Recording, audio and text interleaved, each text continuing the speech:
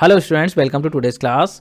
तो सुनो, आज की इस वीडियो में हम डिस्कस करने वाले हैं क्लास 12 के कंप्यूटर साइंस के सैम्पल पेपर के डी सेक्शन को। और इससे पहले जो हम सेक्शन ए बी सी को डिस्कस कर चुके हैं, मतलब कि सैम्पल पेपर के 3 सेक्शन जो हैं उनको ऑलरेडी हम डिस्कस कर चुके हैं। तो अगर आप लोगों ने वो वीडियोज़ नहीं देखी हैं तो आप लोग उनको देख लेना। उन वीडियोज़ के जो लिंक है वो इस वीडियो के डिस्क्रिप्शन में आपको मिल जाएंगे, तो आप लोग चेक कर सकते हैं। तो चलिए आज की इस वीडियो को स्टार्ट करते हैं और डिस्कस करते हैं डी सेक्शन को। तो देखिए, डी सेक्शन जो है वो स्टार्ट हो रहा है क्वेश्चन नंबर 31 से, और ये जो क्वेश्चन है वो एसक्यूएल पे बेस्ड है। तो इसमें बोला जा रहा है कि आपको जो है दो टेबल्स को कंसीडर करना है, जो कि है प्रोडक्ट एंड ब्रांड। ये दो टेबल दे रखी हैं, जो कि आप लोग यहाँ पे देख सकते हैं। ये प्रोडक्ट वाली टेबल है और दूसरी ये है ब्रांड वाली टेबल। तो ये दो टेबल्स दे रखी हैं जिनको कि आपको कंसीडर करना है। और फिर जो है बोला जा रहा है कि आपको जो है यहाँ पे कुछ क्वेरीज लिखनी है। तो जो क्वेरीज आपको लिखनी है उनको डिस्कस कर लेते हैं। यहाँ पे देखिए 4 क्वेश्चन दे रखे हैं जिनके लिए बेसिकली आपको क्वेरी लिखनी है। तो चलिए बात करते हैं फर्स्ट क्वेश्चन की। तो इसमें बोला जा रहा है display the product name and brand name from table product and brand. मतलब कि ये प्रोडक्ट वाली टेबल और इस ब्रांड वाली टेबल में से जो है आपको डिस्प्ले कराना है प्रोडक्ट का नेम और ब्रांड का नेम। तो इस काम को करने के लिए जो आपको यहाँ पे क्वेरी लिखनी है। तो चलिए बात करते हैं क्वेरी क्या रहेगी। तो देखिए, इस क्वेश्चन में जो है डिस्प्ले कराने के लिए बोला गया है प्रोडक्ट का नेम और ब्रांड का नेम। तो इन दोनों कॉलम को जो हमें क्या करना होगा, सेलेक्ट करना होगा। तो क्वेरी जो हम कुछ इस तरीके से लिखेंगे, हम लिखेंगे select P name and B name, क्योंकि प्रोडक्ट का जो नेम है वो पी नेम वाले कॉलम में है और ब्रांड का जो नेम है बी नेम वाले कॉलम में है। तो इन दो कॉलम्स को हम इस तरीके से सेलेक्ट कर लेंगे और उसके बाद हम लिखेंगे from product P comma brand B. अब देखिए, जो पी लिखा है यहाँ पे और बी लिखा है, इसका मतलब ये है कि जो प्रोडक्ट वाली टेबल है इसको हमने रिनेम कर दिया है, इसका नाम कर दिया है पी और ब्रांड वाली टेबल का नाम कर दिया हमने बी। यहाँ पे देखिए जो एस कीवर्ड होता है वो हिडन है। अगर आप लोग चाहें तो यहाँ पे जो है एस कीवर्ड भी लगा सकते हैं कि product as P brand as B. इस तरीके से भी आप कर सकते हैं, लेकिन अगर आप डायरेक्ट कर देंगे तब भी कोई प्रॉब्लम नहीं है। और उसके बाद में वेयर क्लॉज लगा के हम लिख देंगे P dot B I D equal B dot B I D. मतलब कि जो प्रोडक्ट वाली टेबल है इसकी बी आई डी और जो ब्रांड वाली टेबल है इसकी बी आई डी अगर इक्वल है तो क्या करो, उसके पी नेम को और बी नेम को डिस्प्ले कर दो। तो क्या होगा, प्रोडक्ट वाली टेबल की बी आई डी और ब्रांड वाली टेबल की बी आई डी जहां पे भी मैच कर जाएंगी वहां से क्या आ जाएगा, पी नेम आ जाएगा। मतलब कि प्रोडक्ट वाली टेबल से तो पी नेम आ जाएगा और ब्रांड वाली टेबल से जो है बी नेम आ जाएगा। तो इस तरीके से क्वेरी आपकी लगेगी। मुझे लग रहा है आप लोगों को क्वेरी क्लियर होगी। बात करते हैं सेकंड क्वेश्चन की। तो इसमें बोला है display the structure of the table product. मतलब कि जो प्रोडक्ट वाली टेबल है इसका स्ट्रक्चर आपको डिस्प्ले कराने के लिए बोला गया है। तो बहुत ही सिंपल सी कमांड लगेगी, आप लिख देंगे DESC प्रोडक्ट। मतलब कि डिस्क्राइब करने के लिए DESC कीवर्ड लगता है और फिर जो हम टेबल का नाम दे देते हैं। तो कुछ इस तरीके से जो आपकी क्वेरी रहेगी, आप लिखेंगे DESC और लिख देंगे टेबल का नाम। कौन सी टेबल की बात की जा रही है, प्रोडक्ट वाली टेबल की बात की जा रही है। तो इस तरीके से क्वेरी लग जाएगी। अगर आप चाहें तो यहाँ पे डिस्क्राइब पूरा भी लिख सकते हैं, पूरा लिखेंगे तब भी जो है आपका सेम काम हो जाएगा। अब बात करते हैं क्वेश्चन नंबर 3 की। तो देखिए, इस क्वेश्चन में बोला जा रहा है display the average rating of medemics and dub brands. मतलब कि जो ब्रांड वाली टेबल है तो इसमें मेडेमिक्स ब्रांड और जो डब ब्रांड है इनकी आपको जो है एवरेज रेटिंग बतानी है। और रेटिंग कहाँ दे रखी है, प्रोडक्ट वाली टेबल में दे रखी है। तो यहाँ पे मेडेमिक्स की BID की अगर हम बात करें तो ये है M03 जिसकी रेटिंग यहाँ पे 6 दे रखी है। और देखिए यहाँ पे भी M03 है जिसकी रेटिंग 7 दे रखी है। और डब की BID है M05, तो इसके सामने ये रेटिंग दे रखी है। और इसके अलावा देखिए M05 ये है तो इसकी रेटिंग ये दे रखी है। तो बेसिकली यहाँ पे दोनों ही ब्रांड का अलग अलग एवरेज कैलकुलेट करके डिस्प्ले कराना है। तो इस काम को करने के लिए आपको क्वेरी यहाँ पे लिखनी है। तो चलिए डिस्कस करते हैं क्वेरी क्या रहेगी। तो देखिए, क्वेरी जो है वो आपकी कुछ इस तरीके से रहेगी। आप लिखेंगे सेलेक्ट और उसके बाद लिखेंगे बी नेम, क्योंकि बी नेम को हमें डिस्प्ले कराना है। फिर हम लगाएंगे ABJ फंक्शन को और इसके अंदर डालेंगे रेटिंग वाले कॉलम को, क्योंकि जो रेटिंग है इसकी ही हमें एवरेज कैलकुलेट करनी है। और फिर लिखेंगे यहाँ पे टेबल्स के नाम, जिससे कि हमें इन कॉलम्स को लेना है। तो प्रोडक्ट वाली टेबल से हम रेटिंग उठाएंगे और ब्रांड वाली टेबल से जो हम ब्रांड का नेम उठाएंगे। तो इस तरीके से यहाँ पे लिख दिया है प्रोडक्ट P और ब्रांड B। मतलब कि दोनों ही टेबल को रीनेम कर दिया है, प्रोडक्ट का नेम कर दिया है P और ब्रांड का नेम कर दिया है B। और उसके बाद में कंडीशन लगाई है कि जहाँ पे P.BID इक्वल हो B.BID के। मतलब कि प्रोडक्ट वाली टेबल में BID जो दे रखी है और ब्रांड वाली टेबल में जो BID दे रखी है वो दोनों इक्वल हैं। तो उस केस में क्या करो, उनको ग्रुप बाय करो। और ग्रुप बाय किससे करो, नेम से करो। और उसके बाद में लगाया हैविंग क्लॉज, क्योंकि जो है यहाँ पे एवरेज किसका कैलकुलेट करना है। तो यहाँ पे लिख दिया है बी नेम इक्वल मेडेमिक्स हो या फिर बी नेम इक्वल क्या हो, डब हो। तो इस तरीके से यहाँ पे जो और ऑपरेटर को लगा दिया है। तो इन दोनों में से जो भी होगा उसकी जो रेटिंग होगी उसकी क्या हो जाएगी, एवरेज कैलकुलेट हो जाएगी। और देखिए, ग्रुप बाय को इसलिए लगाया है क्योंकि हम नहीं चाहते हैं कि जो नेम हो ब्रांड का डिस्प्ले वो बार बार हो, 4 बार डिस्प्ले ना हो, ये सिर्फ क्या हो, एक बार डिस्प्ले हो और उसके बाद में जो एवरेज है वो कैलकुलेट होके आ जाए। तो इस तरीके से क्वेरी लगाएंगे तो आपका ये काम हो जाएगा। बात करते हैं नेक्स्ट क्वेश्चन की। तो इस क्वेश्चन में बोला गया है display the name, price and rating of products in descending order of rating. मतलब कि आपको नेम को सिलेक्ट करना है, प्राइस को सिलेक्ट करना है और रेटिंग को सिलेक्ट करना है, और उसके बाद में रेटिंग के अकॉर्डिंग ये रिकॉर्ड जो है आपको डिसेंडिंग ऑर्डर में डिस्प्ले कराने हैं। तो इसके लिए क्वेरी किस तरीके से रहेगी, देखिए आप लिखेंगे सेलेक्ट पी नेम, क्योंकि प्रोडक्ट का नेम डिस्प्ले कराने के लिए बोला है तो प्रोडक्ट का नेम है पी नेम के नाम से, तो यहाँ पे पी नेम को सिलेक्ट कर लिया है। फिर प्राइस के लिए बोला है तो यहाँ पे प्राइस के लिए कॉलम है यू प्राइस के नाम से, और उसके बाद में रेटिंग वाले कॉलम को सिलेक्ट करा है। फिर लिखा है फ्रॉम प्रोडक्ट, कौन सी टेबल से चाहिए, प्रोडक्ट वाली टेबल से चाहिए, और उसके बाद में लगा दिया है ऑर्डर बाय क्लॉज। फिर लिखा है रेटिंग कि जो रेटिंग वाला कॉलम है उसके हिसाब से क्या करो, सॉर्ट कर दो, और सॉर्ट कैसे करो, डिसेंडिंग ऑर्डर में करो, DESC लिख दिया। तो इससे क्या होगा, जो रेटिंग होगी वो डिसेंडिंग ऑर्डर में शॉर्ट होकर आ जाएगी, और जो प्रोडक्ट होंगे वो उसके अकॉर्डिंग ही डिस्प्ले होंगे। तो इस तरीके से ये क्वेरी आपकी काम करेगी। मुझे लग रहा है आप लोगों को ये क्वेरी भी क्लियर होगी। अब बात करते हैं अगले क्वेश्चन की, जो कि है क्वेश्चन नंबर 32। तो देखिए क्वेश्चन नंबर 32 में बोला जा रहा है कि वेदांश जो है एक पाइथन प्रोग्रामर है जो कि वर्क कर रहा है किसमें, एक स्कूल में, और वो जो है एक एनुअल स्पोर्ट्स इवेंट पर वर्क कर रहा है।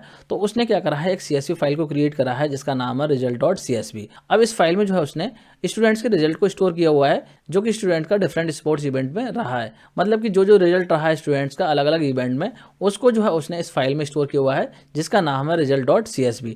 तो ये CSV फाइल है जिसके अंदर उसने ये काम किया हुआ है। अब यहाँ पे बोला जा रहा है कि जो CSV फाइल है रिजल्ट वाली, उसका स्ट्रक्चर जो है वो कुछ इस तरीके का है। मतलब कि वहाँ पे जो रिजल्ट पड़ा हुआ है वो लिस्ट की फॉर्म में है, जिसमें कि स्टूडेंट की आईडी है, स्टूडेंट नेम है, गेम का नेम है और रिजल्ट है। और स्टूडेंट आईडी जो है वो आपकी इंटीजर टाइप की है, स्टूडेंट नेम जो है वो स्ट्रिंग टाइप का है, और गेम नेम जो है वो भी क्या है, स्ट्रिंग टाइप का है। और जो रिजल्ट है इसकी वैल्यू है वन, लॉस्ट एंड टाई, ये वैल्यू जो है रिजल्ट की वहाँ पे है। तो यहाँ पे बोला जा रहा है for efficiently maintaining data of the event Vedansh want to write following user defined function. मतलब कि इस डेटा को एफिशिएंटली मैनेज करने के लिए जो वेदांश है वो क्या करना चाहता है, कुछ फंक्शंस को लिखना चाहता है। तो कौन कौन से फंक्शंस को लिखना चाहता है, पहला जो फंक्शन है वो एक्सेप्ट के नाम से है। तो जो एक्सेप्ट वाला फंक्शन है ये क्या करेगा, ये एक्सेप्ट करेगा रिकॉर्ड को यूजर से, और उसके बाद में जो है रिजल्ट वाली फाइल में ऐड कर देगा। और इसके बाद में बोला जा रहा है कि कॉलम की जो हेडिंग्स होंगी वो भी जो है आपको टॉप में जो है ऐड करनी है, CSV फाइल के टॉप में ऐड करनी है। हेडिंग का मतलब हो गया student ID, student name, game name, result, ये आपको पहले हेडिंग ऐड करवानी है, और उसके बाद में जो है स्टूडेंट की आईडी एंटर करवानी है, ये नेम एंटर करवाना है, गेम का नेम एंटर करवाना है, और उसका रिजल्ट एंटर करवाना है। तो ये काम तो करना है एक्सेप्ट वाले फंक्शन की हेल्प से। और दूसरा फंक्शन वो लिखना चाहता है वन काउंट के नाम से, जो क्या करेगा, ये काउंट करेगा total number of student who have von any event. मतलब कि उन स्टूडेंट्स को काउंट करके बताएगा जिन्होंने कोई भी इवेंट को जो है जीता हो। मतलब कि सिर्फ और सिर्फ काउंटिंग को डिस्प्ले कराना है कि कितने इवेंट जो है जीते गए हैं। तो इस काम को करने के लिए एज अ पाइथन एक्सपर्ट आपको जो हेल्प करना है, बेसिकली आपको ही जो है ये फंक्शंस लिखने हैं। तो चलिए बात करते हैं इसका आंसर आप किस तरीके से लिखेंगे। तो सबसे पहले जो है आपको एक्सेप्ट वाला फंक्शन लिखना है। तो इस फंक्शन की अगर हम बात करें तो कुछ इस तरीके से रहेगा, आप लिखेंगे डेफ, फिर लिख देंगे फंक्शन का नाम आपको दे रखा है एक्सेप्ट। उसके बाद आप इंपोर्ट करेंगे CSV मॉड्यूल को, क्योंकि यहाँ पे CSV फाइल पर वर्क किया जा रहा है तो आपको जो है CSV मॉड्यूल को इंपोर्ट करना पड़ेगा। उसके बाद में यहाँ पे जो कॉलम ऐड करने के लिए बोले गए थे, जैसे कि स्टूडेंट आईडी है, स्टूडेंट नेम है, गेम नेम है, रिजल्ट है, ये जो कॉलम ऐड करने के लिए बोले गए हैं, तो इनके लिए आप क्या करेंगे, 4 वेरिएबल बना लेंगे। पहले SID के नाम से बना लिया, फिर S नेम के नाम से बना लिया, फिर गेम के नाम से बना लिया, और चौथा जो है रिजल्ट के नाम से बना लिया। इस तरीके से जो आप 4 वेरिएबल बना लेंगे, तो वेरिएबल के नाम आप कुछ भी रख सकते हैं। पहले वाले वेरिएबल में आप एंटर करवाएंगे स्टूडेंट की आईडी, फिर आप एंटर करवाएंगे स्टूडेंट का नेम, उसके बाद में एंटर करवाएंगे गेम का नेम, और फिर आप एंटर करवाएंगे रिजल्ट। मतलब जो उस गेम का रिजल्ट रहा है वो आपको एंटर करवाना है। और रिजल्ट की वैल्यू आपको पता ही है, वन हो सकती है, लॉस हो सकती है, या फिर टाई हो सकती है। तो इस तरीके से भी फंक्शन कॉल होगा तो इन चारों की वैल्यू जो है वो यूजर टाइप कर देगा। और उसके बाद में देखिए हेडिंग के नाम से यहाँ पे लिस्ट बना ली है, जिसके अंदर रखा है student ID, game name and result, क्योंकि वहां पे बोला गया था कि आपको हेडिंग को भी एंटर करवाना है। तो हेडिंग के नाम से यहाँ पे लिस्ट बना ली है, जिससे कि जो CSV वाली फाइल है उसमें पहले हम हेडिंग को राइट करें और उसके बाद में जो डेटा है उसको राइट करें। तो डेटा के लिए हमने क्या कर लिया है, यहाँ पे डेटा के नाम से लिस्ट बना ली है, जिसमें कि SID डाल दिया है, फिर S नेम डाल दिया है, गेम डाल दिया है, और रिजल्ट वाला वेरिएबल डाल दिया है। तो इस तरीके से क्या हो जाएगी, यहाँ पे भी लिस्ट फॉर्म हो जाएगी, जिसके अंदर ये चारों वेरिएबल आ जाएंगे। और उसके बाद में जो CSV फाइल है उसको ओपन कर लेंगे अपेंड मोड में, जिससे कि जितनी बार भी फंक्शन को कॉल किया जाए तो न्यू रिकॉर्ड वहां पे ऐड हो जाए, पुराना वाला डिलीट ना हो, न्यू वहां पे ऐड हो जाए। उसके बाद में एक वेरिएबल बनाया है जिसके अंदर जो है राइटर ऑब्जेक्ट को यहाँ पे ले लिया है। तो राइटर एक फंक्शन होता है जो कि मैंने आपको पढ़ाया था जब मैंने आपको फाइल हैंडलिंग वाले चैप्टर में CSV फाइल को एक्सप्लेन करा था। तो राइटर फंक्शन क्या होगा, यहाँ पे जो है राइटर ऑब्जेक्ट को दे देगा, मतलब कि CSV राइटर के पास राइटर ऑब्जेक्ट आएगा और फिर इस राइटर ऑब्जेक्ट का यूज करके हम डेटा को राइट कर सकते हैं। तो डेटा को CSV फाइल पर राइट करने के लिए दो फंक्शन होते हैं, एक तो होता है राइट रो और दूसरा होता है राइट रोज। तो यहाँ पे हम यूज करेंगे राइट रो, क्योंकि जो है हमें एक एक करके जो है डेटा को राइट करना है। पहले हम करेंगे हेडिंग वाली लिस्ट को राइट और उसके बाद में जो है डेटा वाली लिस्ट को राइट कर देंगे। तो इस तरीके से दोनों लिस्ट जो है वो राइट हो जाएंगी। पहले तो हेडिंग ऐड हो जाएगी और उसके बाद में जो है वहाँ पे डेटा ऐड हो जाएगा और उसके बाद में यहाँ पे फाइल को क्लोज कर दिया है। तो ये काम आप करेंगे एक्सेप्ट वाले फंक्शन में। इसके बाद बात करते हैं दूसरे फंक्शन की, जो कि है वन काउंट। तो इसको किस तरीके से डिफाइन करेंगे, देखिए यहाँ पे डिस्कस कर लेते हैं। सबसे पहले आप फंक्शन का नाम लिखेंगे वन काउंट, क्योंकि यहाँ पे फंक्शन का नाम दे रखा है वन काउंट। तो इस तरीके से आप फंक्शन का नेम दे देंगे। फिर इसके अंदर जो आप CSV मॉडल को इंपोर्ट करेंगे, क्योंकि इस फंक्शन के अंदर भी जो हमें CSV मॉडल की रिक्वायरमेंट होगी, क्योंकि हम जो है यहाँ पे CSV फाइल को ओपन करेंगे। तो CSV मॉडल को यहाँ पे भी ओपन कर लेंगे और उसके बाद में जो यहाँ पे फाइल को ओपन करेंगे। फाइल कौन सी है, रिजल्ट वाली फाइल है हमारी, तो उसको ओपन कर लेंगे। कौन से मोड में करेंगे, R मोड में करेंगे। R का मतलब होता है रीडिंग मोड। और उसके बाद में हम एक वेरिएबल बनाएंगे जिसकी वैल्यू हम 0 रख देंगे, जिससे कि हम जो है वैल्यू को काउंट कर सके कि कितने बच्चे ऐसे हैं जिन्होंने कोई भी स्पॉट इवेंट जीता है। तो काउंटिंग को करने के लिए यहाँ पे जो एक वेरिएबल बना लेंगे। वेरिएबल का नाम आप कुछ भी रख सकते हैं, जो भी आप वेरिएबल बनाएंगे उसको 0 से इनिशियलाइज कर देंगे।